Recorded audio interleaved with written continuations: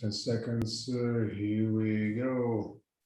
So we are live in full effect, live and direct. Everybody, good morning, everybody, and welcome to Books and Friends. This is the Books and Friends TV and David Sccialpi. Glad I have you here. Glad to have you on board. Welcome on board for another super special episode of Books and Friends TV. Welcome on board for another super special live and interactive conversation. In this new episode of the Books and Friends TV, we're going to be exploring, navigating the world of AI and genetic engineering and the world of the evolution of human species. So we are super delighted to be joined by another super incredible innovators, scientists, mind, futurist. Join us right now directly from San Francisco, California, former faculty member of the University of California, San Francisco School of Medicine, where he's been also a chief information officer and former faculty member of the Johns Hopkins University. He's a physician trained in internal medicine with a strong focus on medical information technology. He's the founding member of the American College of Medical Informatics. He's the founder of 2 electronic medical records companies. He's also served on the boards of multiple health information technology company. Is the author of What Comes After Homo Sapiens, and now out with his newest book called The 4 Great Transformation. Dr. Don Simborg, everybody. Good morning, Don, and welcome to Books and Friends.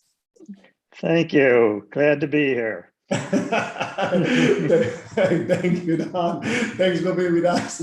Thank you for joining us. It is an absolute honor to have you here. Super fascinating to catch up. Super fascinating to get in conversation with you for the next 40 to 50 minutes.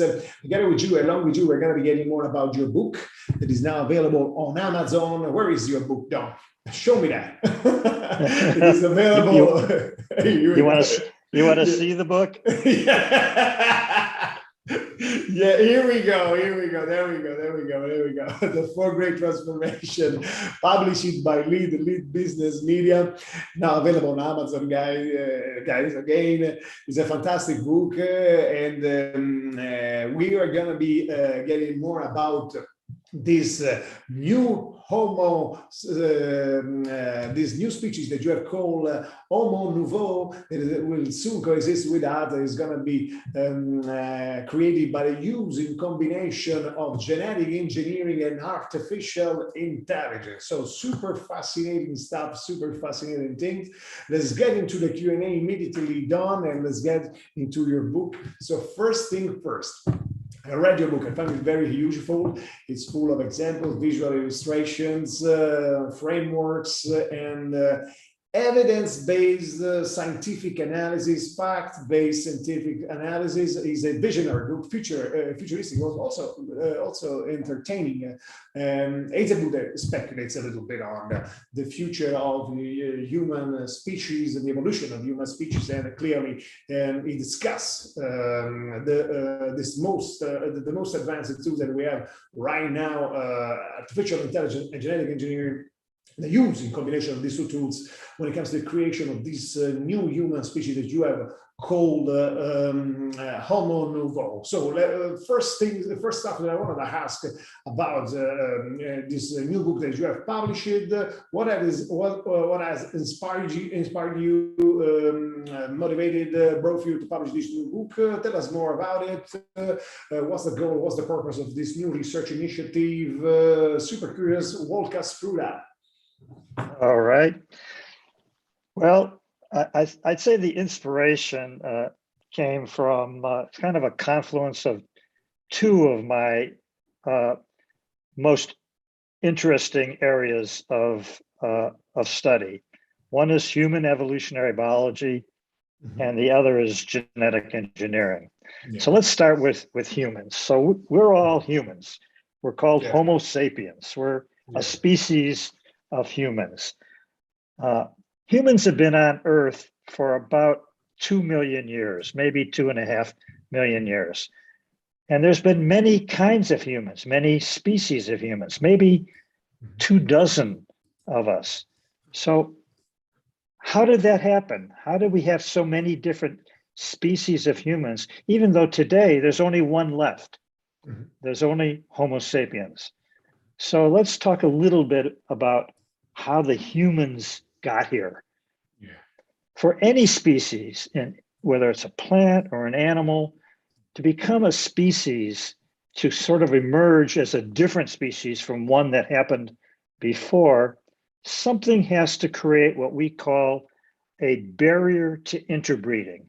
That is, something has to happen to a group or a subgroup of a species where they no longer can have children. They could have sex perhaps, but they can't have live children or offspring, in the case of plants, let's say, with anybody else but their own group. So there's some barrier there. Now, the kind of barrier that happened for humans was a physical barrier, a geographic barrier. You have to remember, about 2 million years ago, when humans sort of came onto Earth from their predecessors, which were pre-human ape-like creatures, there weren't millions of us. Yeah. There were only thousands of us. And we were roaming around in big territories, mostly in Africa, but eventually some of them crossed over into Middle East and Asia and Europe. But small numbers of groups got isolated from the other groups. And over many years, and I'm talking about thousands of years, they evolved differently from the group that they came from. So different that ultimately they became a new species. That is, their genes were no longer mixing with the old group. They were separate and evolving differently. So that's how human species happened.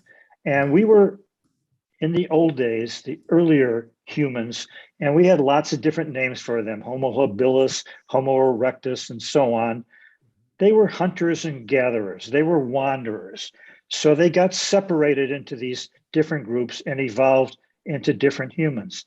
Keep in mind, for 2 million years, we never had even 1 billion total individual humans on Earth. In the last 200 years, we've gone from 1 billion to 8 billion, almost 8 billion. An amazing change has happened in the human line. And in that last 200 years, the only humans on Earth are Homo sapiens. Yeah. There is no way. We now are everywhere on Earth. We're very mobile. We move all over the world. There is no way that we can have some small group get separated for thousands of years anymore. It won't ever happen. So I got to wondering, is this the end of new species of humans?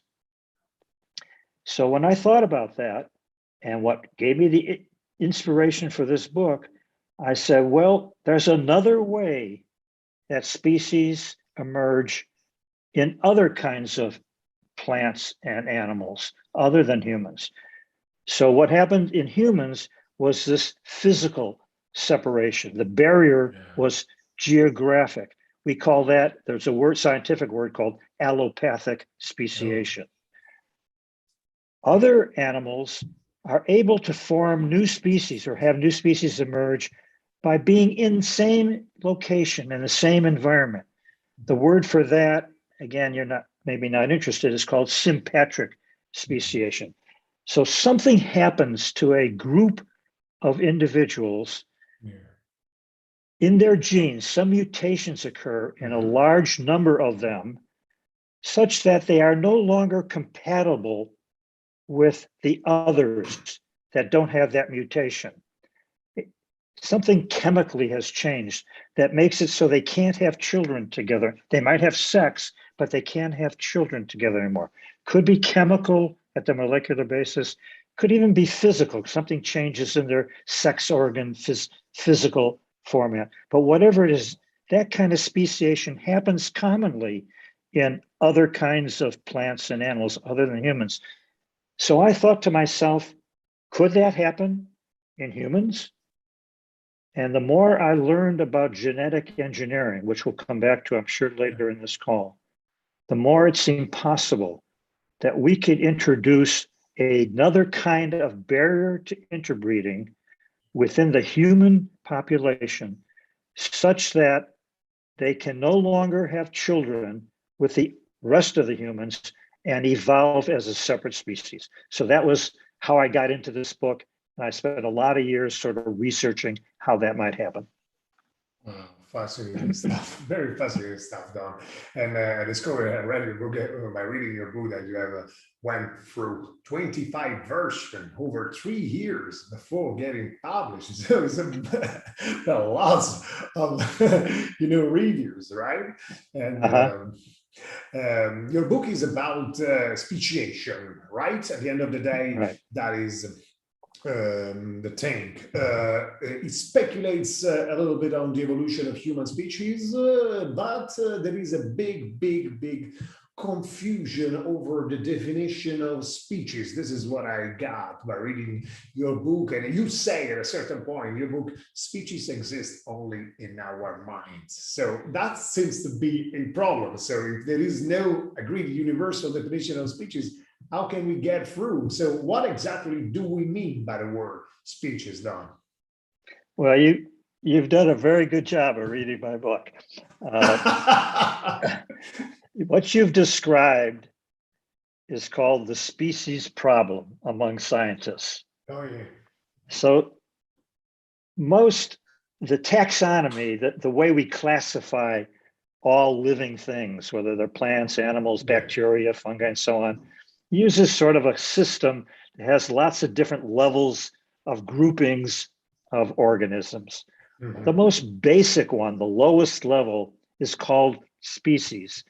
And what it is supposed to represent are unique groups of individuals that are so unique that they can be differentiated from every other group of individuals because they evolve on their own in a separate way. But like you said, if I were to go to the literature, as I did for years, there are probably a dozen, at least, different definitions of species. And if you would go to lists of species, list of bird species or of worm species or whatever, you'll find different lists. They overlap a lot, but some have one list of species, others, including humans. We don't even have agreement on what are all those species of humans, whether they really should be different species. And my analogy is, let's suppose you were an alien that came to Earth and you looked at Earth. And what you would see, you'd see the oceans, you'd see the continents, you'd see the mountains, the rivers, the lakes, so on. Those are objective realities.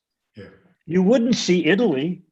You wouldn't see the United States. You wouldn't see Kansas or California, because those are concepts in human mind. They're not objective realities. Same thing, if you look at all the living things, you would see things that look like trees and grass and tigers and lions and humans and so on. But you wouldn't see species. Species are in our brain. That's how we identify them. So there's no absolute definition. So what I'm going to stick with is what most people agree, there has to be something about a group that doesn't allow them to have their genes, their gene pool, their genetic mix very often. Even that is not absolute, because almost every species has some interbreeding with other species, including us. Yeah. Homo sapiens, we now know, had sex and children with the Neanderthals, which were supposedly a different species. That wasn't supposed to happen, but it did. We now have genetic evidence. We interbred with another species called Denisovans. Other species interbred with each other. In fact, during most of our evolution, there was not just one species on Earth. There were 3 or 4 or more species. and they tended to interbreed. So this is a fuzzy idea. All I can say is most of the time, a species stays within its own group with regard to having children or offspring. It's not absolute, but it's probably the best rule we have for what a species is. And when I say that isn't going to happen again, but the way it's happened in the past, these 8 billion people on Earth are all one species, whether you're an Asian or an African or a European or whatever your race, what we so-called race or background is, we all interbreed freely. There is no barrier whatsoever, and our genetic pool is constantly mixing. So right now, unless something changes from what's happened for the last 2 million years, there isn't going to be any other species but Homo sapiens. And I'm suggesting there's a good way it might change. And we'll get into that. That would be through genetic engineering. Fantastic stuff. Fantastic point. Super excellent point, Don. And here comes the next question that I had. That was, why all of today's humans are considered always one species? That was the question, right? So yeah. Well, let me just say, back 1 million years or so ago, or even a half a million years, 500,000 or so, there weren't very many of us, but they were not Homo sapiens yet. There were Homo heidelbergensis, Homo neanderthalensis, a lot of other what we have had controversially different species. They started migrating across out of Africa into Asia and then Europe later. And you can imagine the ones that went to Asia might have evolved separately from the ones that stayed in Africa or the ones that ultimately went to Europe. So some people have said, why aren't what we're calling races today different species?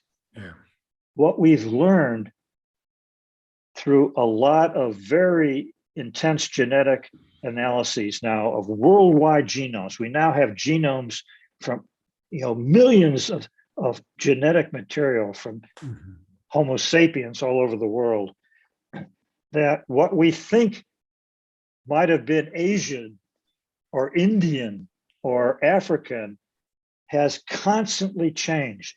That is, the human species, particularly after we became Homo sapiens, which is about 300,000 years ago, we've been moving around constantly and interbreeding, so that today there is simply no genetic basis to declare any, whether you call it a race or an ethnicity or a geographic location, there is no genetic basis for calling anybody anything other than Homo sapiens. So very interesting stuff. Very interesting stuff. Don, in your book you say, okay, new species, human species is coming, Homo nouveau, and the tools that will enable that, this creation, will be AI and genetic engineering. AI and genetic engineering both created by Homo sapiens, right? Right. I would like to ask you this. Let's get into the world of AI, because it's very, new. We are at the early stage of these applications, of this use. And I really want to a little bit go in deep. What is AI? What's the difference between AI and human intelligence? Because there are lots of speculations, and it's very divisive as a theme. And I want to get more. I want to make it crystal clear for anyone, this stuff.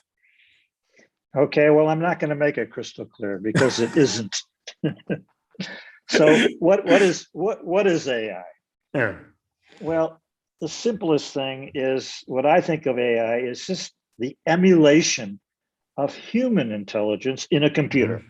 Yeah. It's trying to make a computer be intelligent like a human. The problem with that is we don't know how to define human intelligence. So how are you going to define artificial intelligence, which is trying to emulate human, when we don't have an agreement on what human intelligence is? So that's why there is no crisp answer to what is AI, because we don't know what is the real intelligence very well. I mean, we have concepts of it, somehow it has to do with reasoning or understanding or be able to learn things over time. Pattern recognition, a 5-year-old can recognize faces, and it's taken us 25 years to try to get a computer to do something just as good. There's something about the human brain that we call intelligence that is very hard to define. What that is it decision making? Common sense is another term. Language, the ability, to express things in language.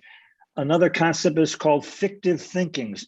Humans have the ability that differentiates us from most other, almost probably all other animals, to talk and think about things that don't exist. Imaginary things. Religion is one very good example of that. Governments, like I talked about, the state, organizations, those are all things in our mind, species in our mind. We're the only animal, certainly plants don't do it either, that does fictive thing. Is that what intelligence is? What about consciousness, which is a very controversial. So we've got so many different ideas. Emotions. Now you're getting to where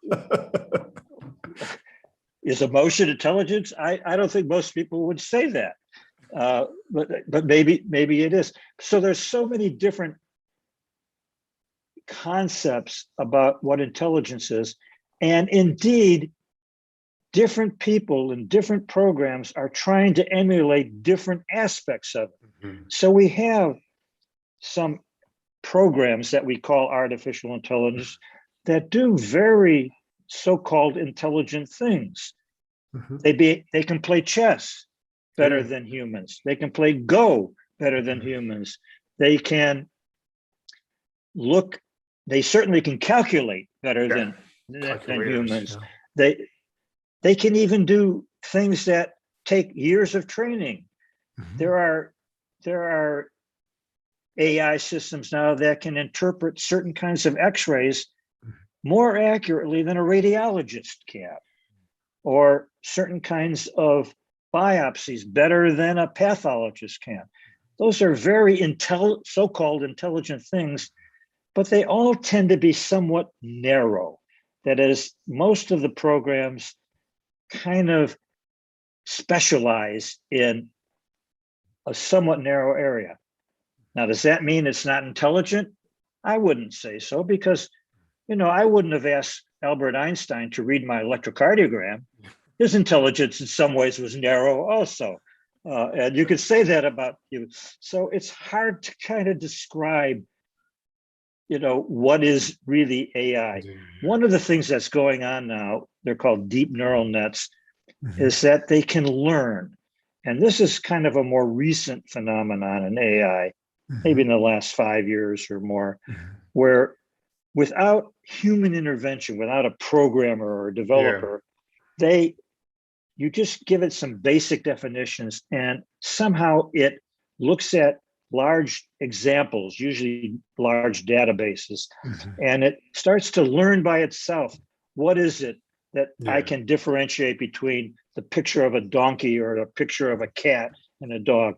And it doesn't have to be reprogrammed by a human. So learning is a thing. So where is this going? There's this concept that sooner or later, we're going to put it all together and we're going to develop what's called AGI, artificial general intelligence. That's supposed to be the time that a computer equals a human brain. Mm-hmm. So there's a lot of controversy about that. Mm-hmm. In my opinion, we will never have a computer reach what we call AGI, artificial intelligence. Now, that's just my opinion. There are others that disagree with that. The reason I think so is one of the reasons you just brought up. The human brain evolved over millions of years, and it does all kinds of things that I'm not sure we want to do in a computer. The human thinking has a lot of flaws. We have a lot of biases. We make a lot of errors. We have a lot of judgment problems. We have emotions. Do I want to have an angry computer? I don't think so. Why would I want to program? And these things are built into the connectivity of what we call the lower brain and the upper brain. They're all connected. And so I don't think there's any reason, we sleep. You don't want to have a computer go to sleep. There are so many things that happen in the human brain that we don't even want to try to emulate in a computer. There'd be no reason to. In fact, it would be detrimental to do that. So for one, I don't think we'll reach AGI because we don't want to. The other reason is we never agree on a definition. How would you ever get two scientists to agree on how you define?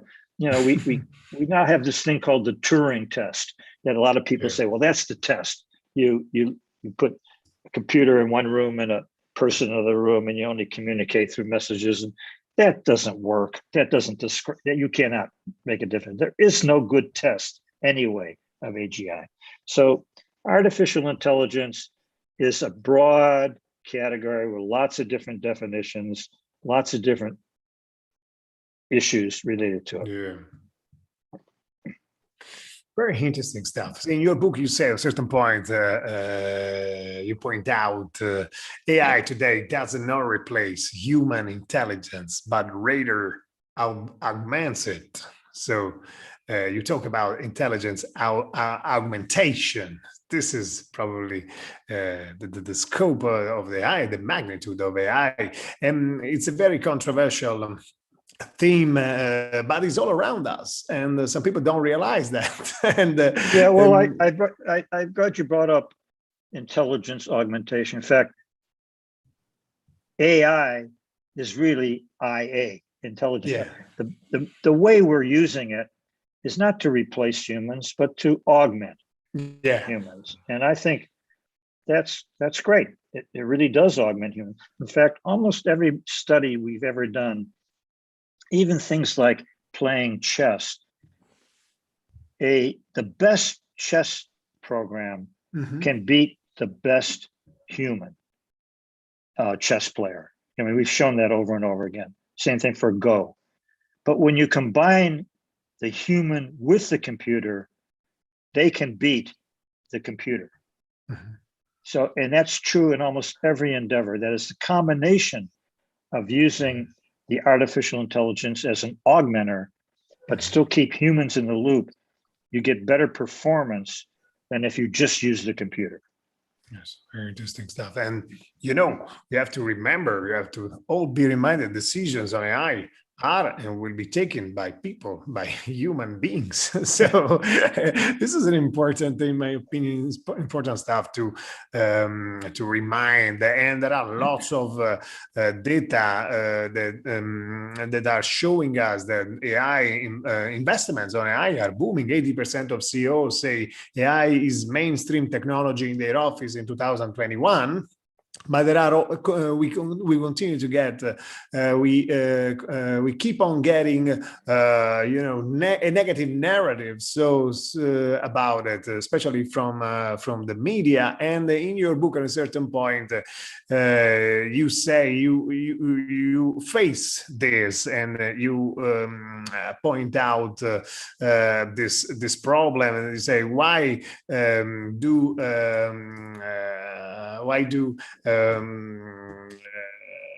do some scientists believe artificial intelligence is an existential threat to us?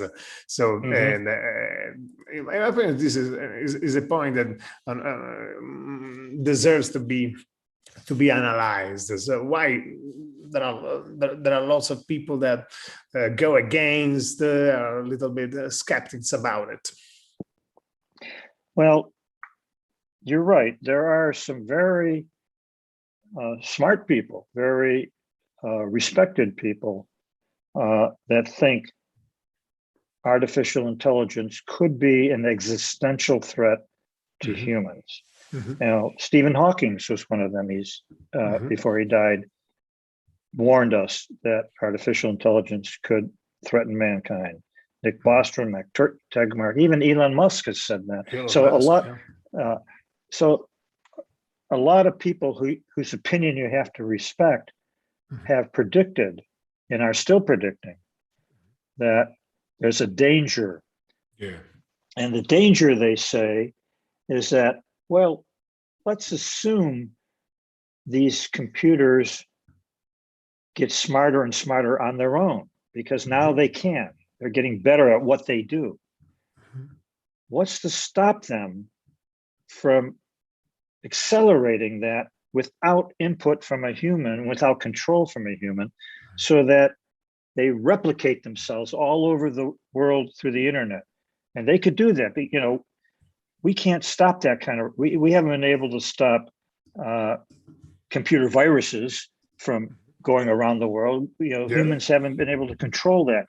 Why wouldn't we be able also to not control a more intelligent kind of program that took over certain aspects of the internet, maybe took over control of our energy, or control of robots, or control of weapons that were controlled by computers, and so on. So, you know, there's some logic to that fear. And that's why you have smart people warning us.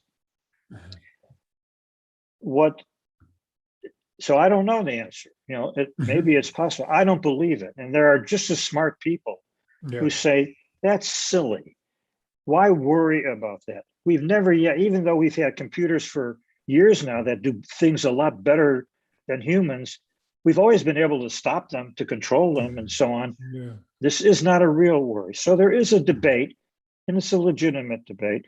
There are today, I'd say, and I list them in my book, at least 6 or 7 companies whose main goal is to see how they can keep artificial intelligence what we call human friendly or user friendly or user understandable. So there's a lot of effort going into how you can keep or prevent a computer from being out of control, even though there hasn't yet ever been one that's been out of control. So it's a concern that some have. I don't have that concern. A lot of other very smart people, smarter than me, than I'm smart, don't think it's a concern, but there's just enough other kinds of people who say it is. So that's why it's still an issue. That's very interesting stuff. And I recently read an article from HBR, Harvard Business Review, and the authors of this article say this: AI regulation is coming. So AI regulation that are on the horizon.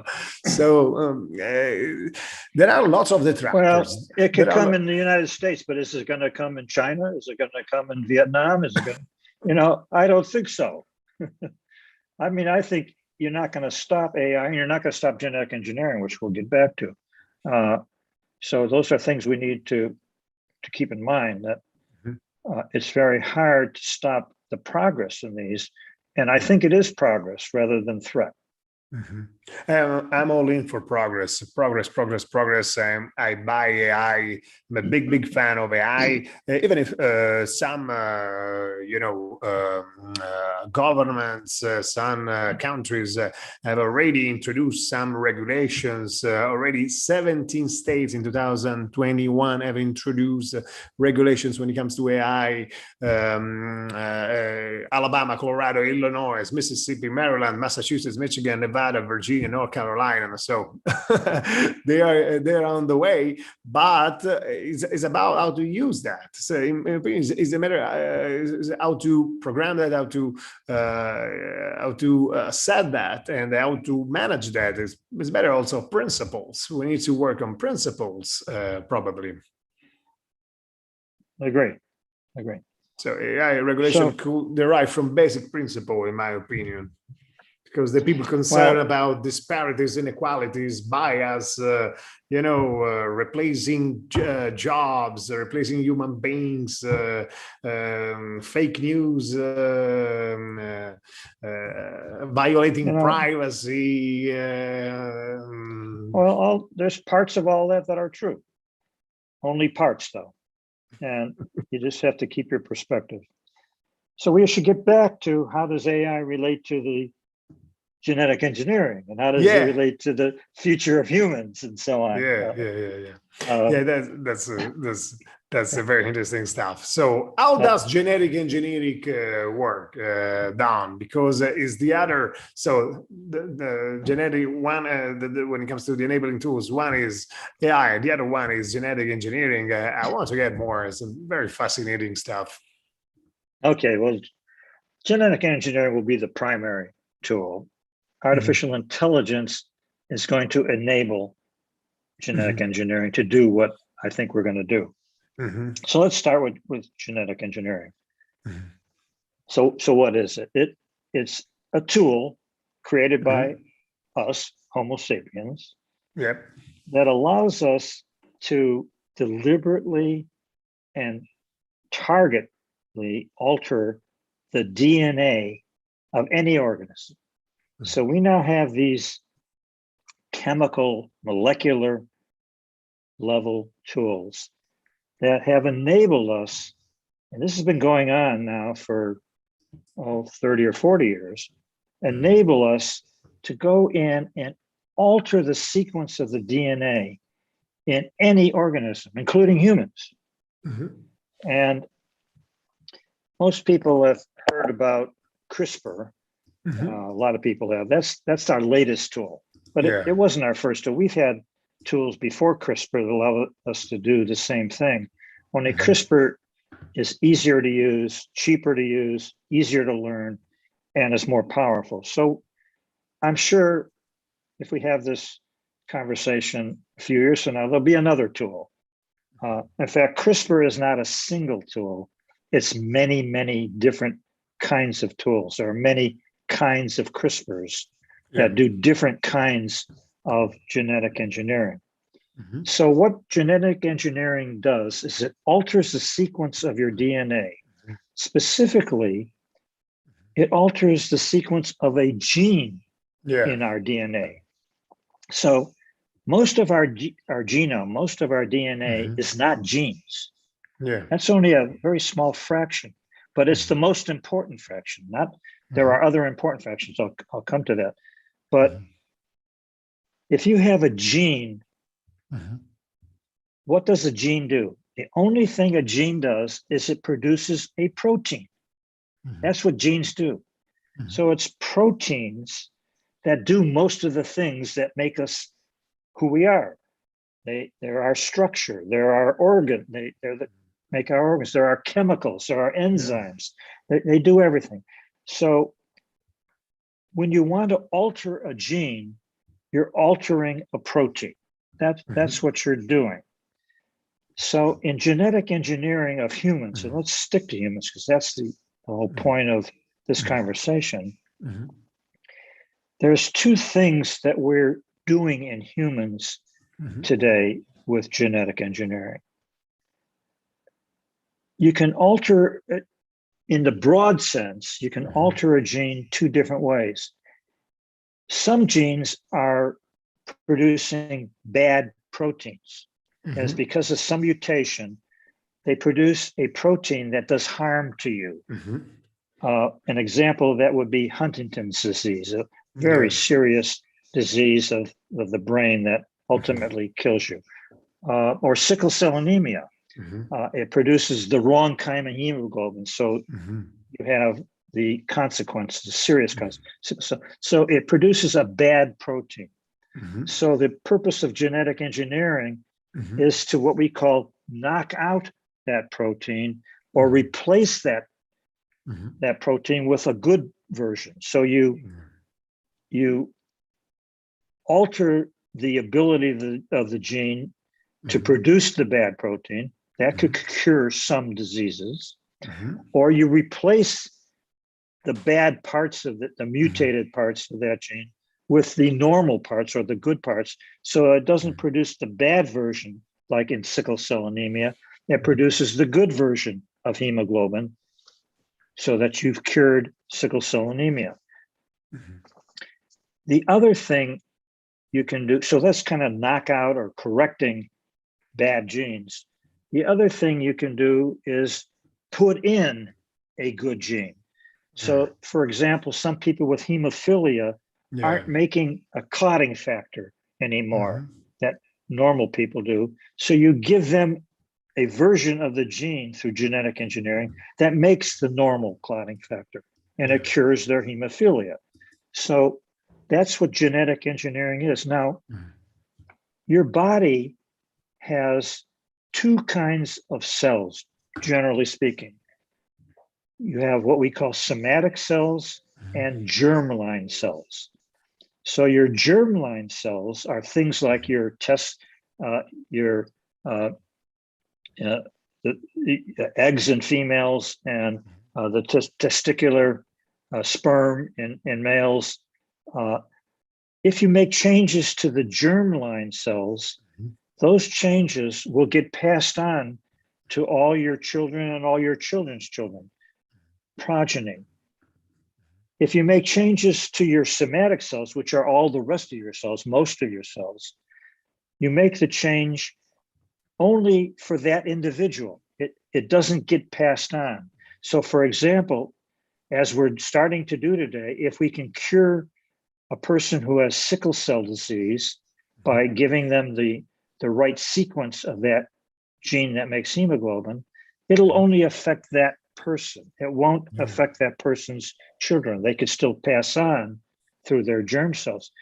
So today, genetic engineering in humans is only done, legally, only done on somatic cells, not on germline cells.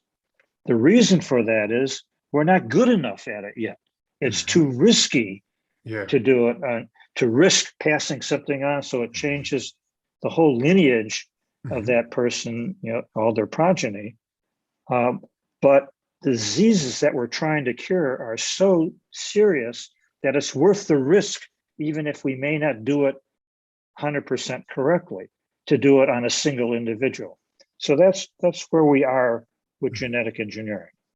That's very interesting stuff. And clearly, we need to use this in combination with AI to create, based on your research and your analysis, the so-called Homo nouveau. So why, how to do that? Why do you believe these two tools together will lead to the next human species, rather than how Homo sapiens evolved, and why artificial intelligence is needed to understand the human genome?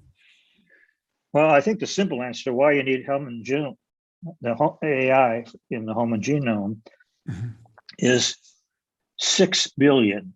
Yeah. Your genome has 6 billion components. Yeah. It's a very, next to the human brain, it's probably the other most complicated thing going on in our human body. In fact, any organism body.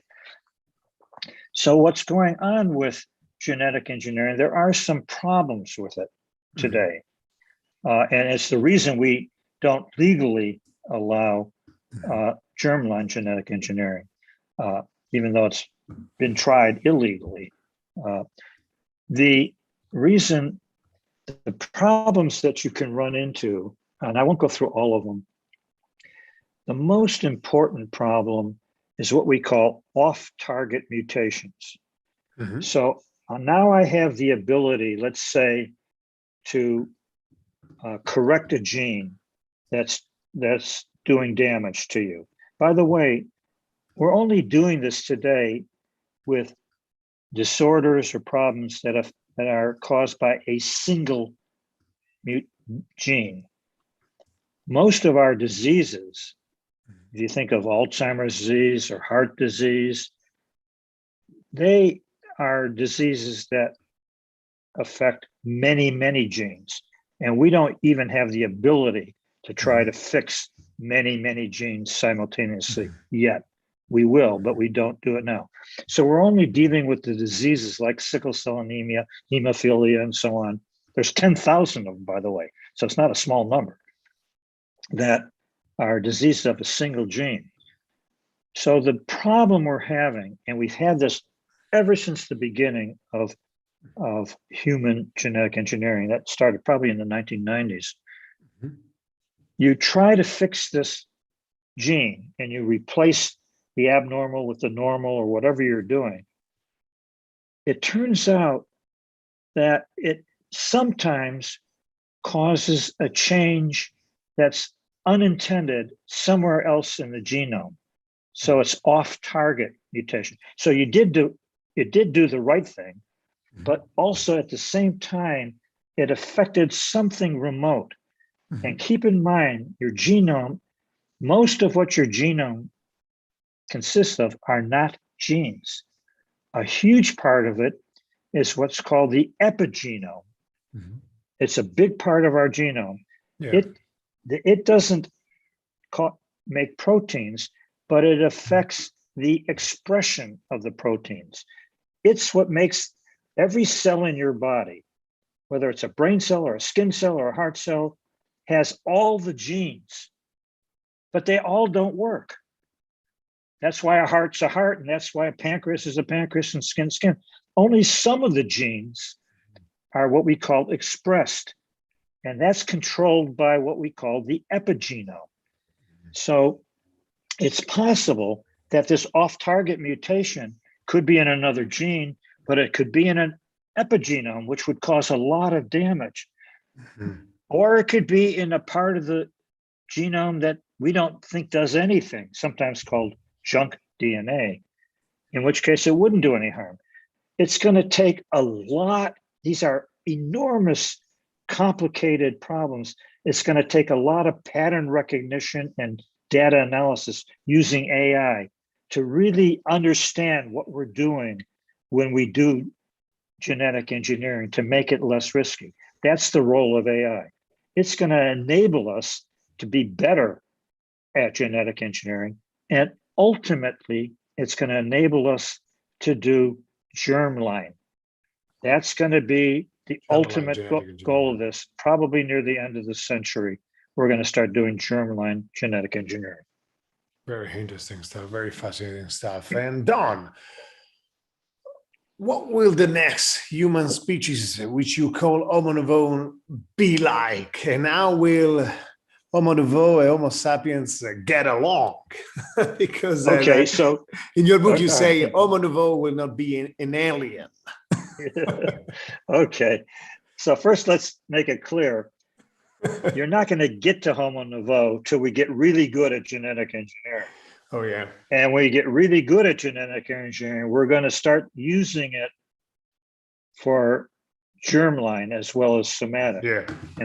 And when you start doing lots of procedures on the germline, that's when you have the opportunity to introduce what I'm calling a barrier to interbreeding in some of those humans, where there'll be some chemical incompatibility that will ultimately lead to what I'm calling Homo nouveau. So you're asking, what will that species look like? I think it's going to happen probably in the next century or so, probably in the after the end of this century. It's going to look just like us. It's not going to be any different. You aren't going to be able to tell the difference unless you did a genetic analysis. You wouldn't know. It'll act like us. It'll have the same languages. It'll eat the same foods and so on. But it just won't be able to have children with anybody other than people who have had the same genetic modification. over years, and I'm not talking tens of years, I'm talking thousands of years, it will decades. evolve. It may evolve differently, and who knows, and we can't predict. But for a while, it is going to look identical and be identical. In fact, any time in the history of humans or any other animal, at the time when the new species emerged, you would not be able to tell the difference other than a genetic analysis. So that isn't going to be unique to this situation. That's just the nature of speciation. It doesn't, you don't suddenly have a dramatically different species. You have a slightly different one. And the difference is it can evolve over years into something that is dramatically different. That'll be the same thing with the new human that I believe will emerge through these tools. At first, it'll be just the same. In fact, you could do a genetic analysis, and if you wanted to, you could probably reverse it, so they wouldn't be a different species. So it's going to be kind of minor, but over time, it'll become greater. That's very interesting stuff. So it's not going to be a natural thing. It's going to be an... No, I don't think it can happen naturally anymore. It just because of the reasons I said, we're too naturally, we're intermixing all the genes all the time. It's going to require something fairly different than's happened before. And the only thing I can think of that can make it happen in humans is genetic engineering. Yeah. So it's going to be much more artificial. So, and you say in your book, Homo nouveau will simply be another population coexisting with everyone else as our populations today. So this was another incredible quote from the book. So last question, one more question. We're more or less at the end, Don. What wisdom would you like to leave us with? And are you working on any new books? Well, with regard to the wisdom part, I would just be cautious about how we react to genetic engineering. Okay. You know, we've had a reaction to GMO, genetically modified organisms, you know, food chain type, you know, are changing plants. And by the way, we're going to have really the first human GMO is starting to be sold. It's a salmon that's been genetically modified. But we have this movement in the world that's trying to prevent GMOs. So it's a very dramatic attempt to try to stop, to make sure they're labeled, try to warn people from eating it, even though there really is no evidence that they do harm. They could do harm. It's not impossible. In fact, I can give examples of GMOs that have had some strange things happen, not harmful things, but at least strange. So it's possible you could get something unexpected from it. But by and large, what's happening in the GMO world is it's doing, I think, I think the people are sincere and they're well-meaning people, you know, the organizations that oppose GMOs, but they're doing harm in underserved countries particularly, because we can do foods now that will prevent blindness in Africa, and they've been trying to prevent us growing golden rice, which would save lots of blindness, or crops that don't respond to drought. You know, that you can get much more yield even without a lot of water. These things will do a lot of good. I'm concerned that we're going to have the same thing about genetically modified humans as we get into more genetic engineering. So there are some harms. There's some legitimate concerns. So let's just try to be balanced. That would be my wisdom. Don't necessarily take one extreme or the other. Try to be balanced in your view about genetic engineering. That would be my wisdom. It's very interesting stuff. Any book? Are you working on any? Yeah, books? there will Next be book more. There will be more books, but right now, you know, I'm a clinician by training. I'm not an anthropologist. So I'm working now on a new company It's not a book, it's a new company. I'm concerned in the US that we're not treating a disease that we can cure. That's hepatitis C. And so I'm starting a company with some other experts to really try to solve the problems of why we're not curing that curable problem. So that's what I'm focused on. I will probably write a book about that, but I will also continue to do the work that we've been talking about here on genetic engineering. That's a very interesting stuff. And we do look forward to that research. Okay. We got a final greetings, everybody. End of the road, end of the journey. End of this amazing journey in the world of AI and genetic engineering and the evolution of human species. It's been a fantastic stuff. I do want to thank you, greet and officially thank you, Don, for being with us, for helping us getting more about this fantastic world of AI and genetic engineering and these fascinating scenarios of Homo nouveau. I don't know if we will be able to see if that will happen, but you have left a mark, so probably they will get back to you to your research, right? So be glad to. We do look forward to catching up with you soon. Again, how to clearly your book is available on Amazon, but how to professionally reach you if someone wants to get in touch with you, wants to get more about your researches, what you do, how to get in touch with you. Well, I'd be happy to answer any email. It's dsimborg@gmail.com. So that's the easiest way. And I can provide a cell phone if you really want to talk. As simple as that. Right. Once again, published by Lead, The 4 Great Transformation, Creating New Human Species. Here we go. There we go. With AI and genetic engineering is now available on Amazon, guys. I highly recommend to buy it. Simply do that. It's a fantastic stuff. I do want to greet and thanks also all of our listeners, participants, and followers for joining us during this Q&A, for watching us and supporting us. If you really enjoyed this episode of the Books and Friends TV, simply subscribe YouTube channel, drop us a like if you want. We'll be back in 2022 with new special Q&As, new special conversations, new special guest others. So simply unmissable. Stick around, stay tuned. We'll be back soon. We leave you with this quote from The 4 Great Transformation. Species exist only in our minds. Dr. Don Simborg.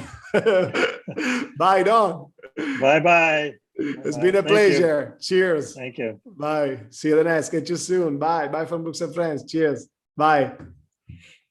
Take care.